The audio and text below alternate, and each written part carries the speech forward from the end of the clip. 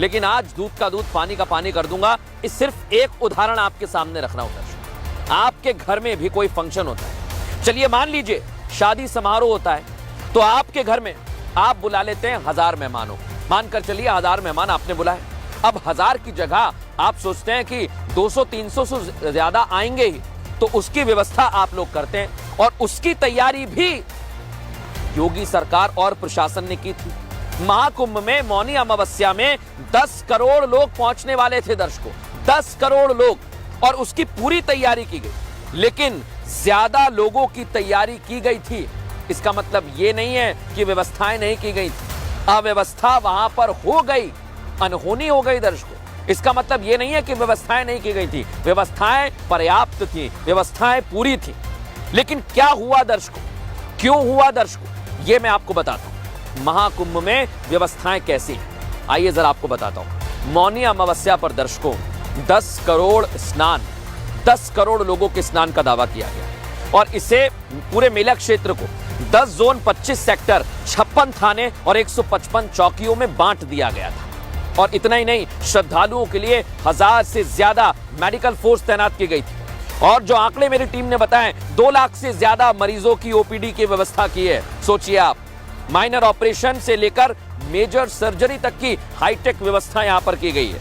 1 lakh police और paramilitary force के जवान भी दर्शकों तैनात किए गए हैं। और इतना ही नहीं, संगम नोज पर घुड़सवार पुलिस तैनात है और एक इमरजेंसी द्वार बनाया गया, एग्जिट, कभी भी वहां से आ जा सकते हैं। लेकिन दर्शकों, आप सोच रहे होंगे कि मैं तमाम तरह की बातें कर रहा हूं, लेकिन भगदड़ क्या हुआ, भगदड़ कैसे मची, और भगदड़ को जिसने देखा, आज उन लोगों की गवाही आपको सुनाने वाला हूं। और जो लोग भगदड़ के वक्त वहां पर मौजूद थे, उनके अपने वहां पर मौजूद थे, उनकी बात तो आप मानेंगे ना। सुनिए जरा वो क्या कहते हैं।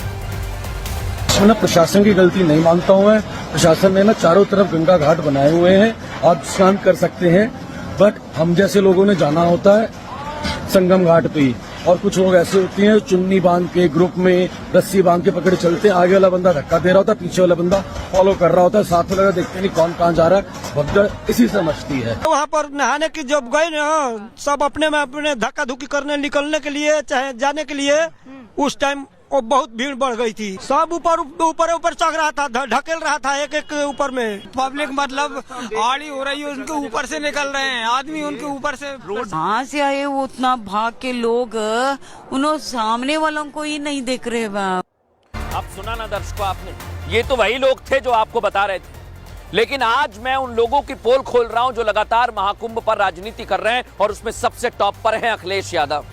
अखिलेश जी की तो सरकार थी यहां पर, तब महाकुंभ का आयोजन हुआ था 2013 में, और तब 36 लोगों की जान चली गई थी, वो भी दुखद था दर्शक। लेकिन उस समय अखिलेश यादव खुद सामने आए मीडिया के सामने और कहने लगे व्यवस्थाएं बहुत अच्छी हैं, लेकिन राजनीति नहीं होनी चाहिए। तो अखिलेश जी, मेरा सवाल आपसे यह है कि अगर 2013 में राजनीति नहीं होनी चाहिए थी, तो आज सनातन के महासमागम पर राजनीति क्यों की जा रही है? क्या ये आपकी मजबूरी है? सुनिए जरा 2013 में क्या कह रहे थे।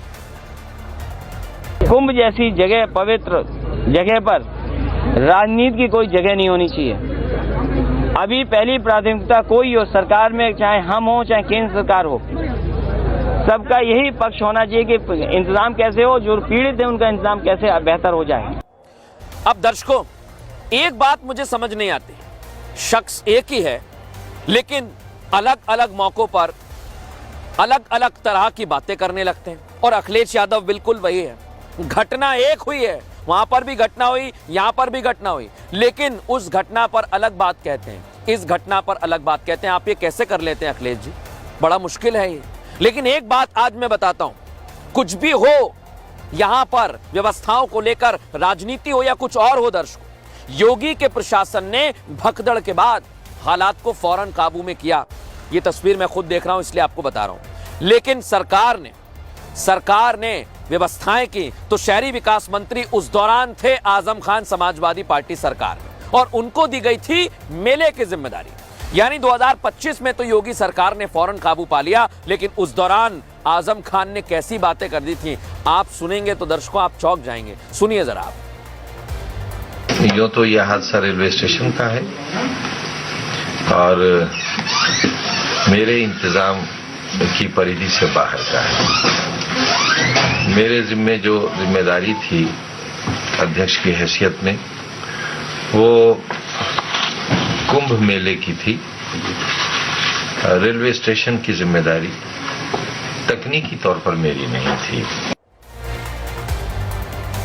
देख लिया ना दर्शकों आपने आजम खान ने किस तरह की बातें की थी। खैर छोड़िए, आपको बताता हूं कि 2013 में हुआ क्या था।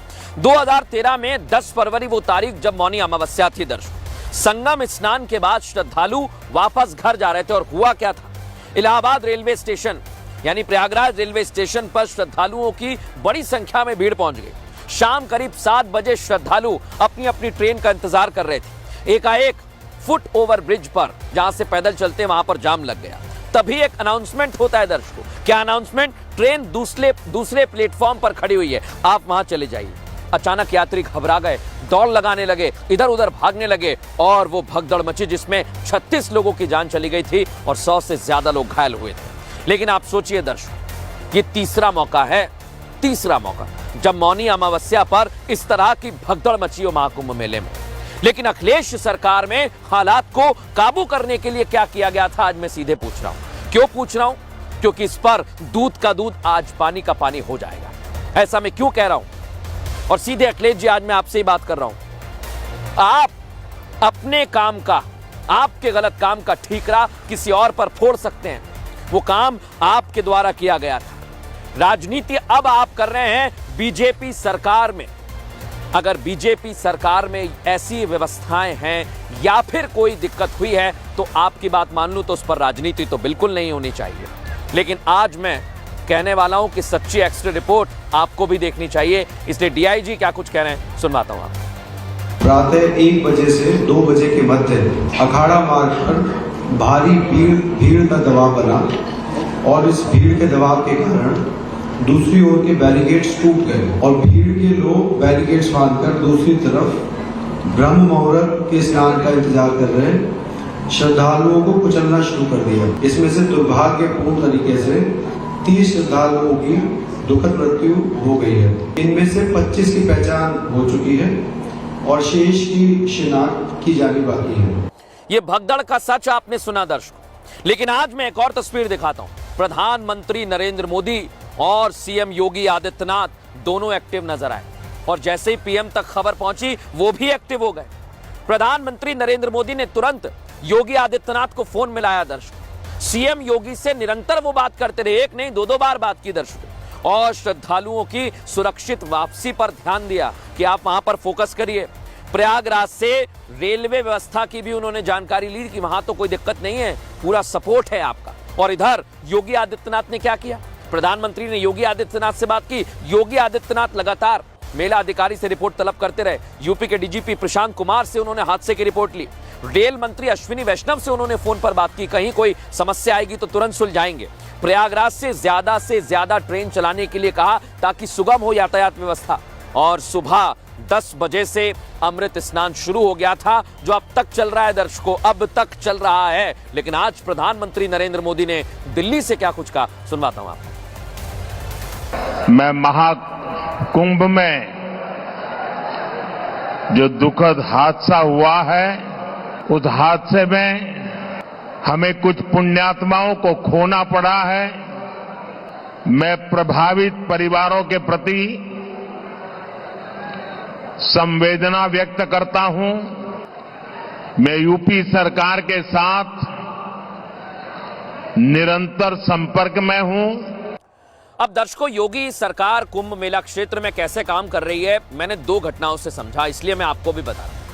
थोड़े दिन पहले एक घटना आपको याद है ना, हमने दिखाया था एक्सरे में आग लग गई थी मेला क्षेत्र में, और उस समय मेला क्षेत्र के अधिकारियों ने, प्रशासन ने मात्र 22 मिनट में आग पर काबू पा लिया था और फिर व्यवस्था सुचारू रूप से चलने लगी थी। लेकिन क्या हुआ दर्शकों, आज जब घटना घटी तो 90 मिनट के अंदर प्रशासन एक्टिव हुआ, घायलों को तुरंत अस्पताल पहुंचाया गया, मोर्चा संभाला गया, ऊपर से लेकर नीचे तक के अधिकारी सारे एक्टिव हो गए थे दर्शकों। लेकिन अब मैं आपको योगी के मैनेजमेंट के 90 मिनट में क्या हुआ बताने वाला हूं। पहला पॉइंट दर्शकों, महाकुंभ क्षेत्र में नए बैरिकेडिंग पॉइंट्स बना दिए गए हैं और घाटों तक जाने के लिए कई सारे ऑप्शंस जो अभी तक बंद थे वो अब खोल दिए गए। ये सुन लीजिए, महाकुंभ क्षेत्र में हेलीकॉप्टर से, ड्रोन से निगरानी तेज कर दी गई है। महाकुंभ क्षेत्र में फोर्सेस की तैनाती और ज्यादा बढ़ा दी गई है। अधिकारियों ने खुद ग्राउंड जीरो पर मोर्चा संभाला हुआ है। लेकिन एक और बड़ी बात दर्शक, इधर तो अधिकारी एक्टिव हो गए, लेकिन उधर विपक्ष भी एक्टिव हो गया है, अपनी राजनीति कर रहा है। और इधर मैनेजमेंट कर रहे हैं योगी के अधिकारी और उधर राजनीति कर रहा है विपक्ष। राहुल गांधी से लेकर कई लोग सवाल उठा रहे हैं, लेकिन राहुल गांधी भी मौके की तलाश में थे, इसलिए उन्होंने सवाल दाग दिए और वीआईपी कल्चर पर वो सवाल उठाने लगे कि भाई ये तो वीआईपी कल्चर की वजह से सब हो गया। लेकिन आज राहुल जी, मैं आपसे पूछ रहा हूं, ऐसा तो कोई वीआईपी आज नहीं आया, सब आम लोग यहां पर स्नान कर रहे हैं। तो आप ये बताइए कि आप आज साधु संतों को जो स्नान के लिए जाते हैं उन्हें आप वीआईपी बता रहे हैं, क्योंकि पीपा पुल उनके लिए बंद कर दिया गया था। तो फिर वीआईपी कौन है? अखाड़ों के वो साधु जिनके लिए स्नान के लिए बैरिकेडिंग की गई, क्या आप उन्हें वीआईपी बता रहे हैं? क्योंकि राजनेता तो कोई आया नहीं, राहुल गांधी जी, मल्लिकार्जुन खड़गे जी। अब जिस दिन वीआईपी मूवमेंट नहीं है, उस दिन कौन से वीआईपी आ गए? आखिरी में राहुल गांधी जी, आज मैं आपसे यह भी सवाल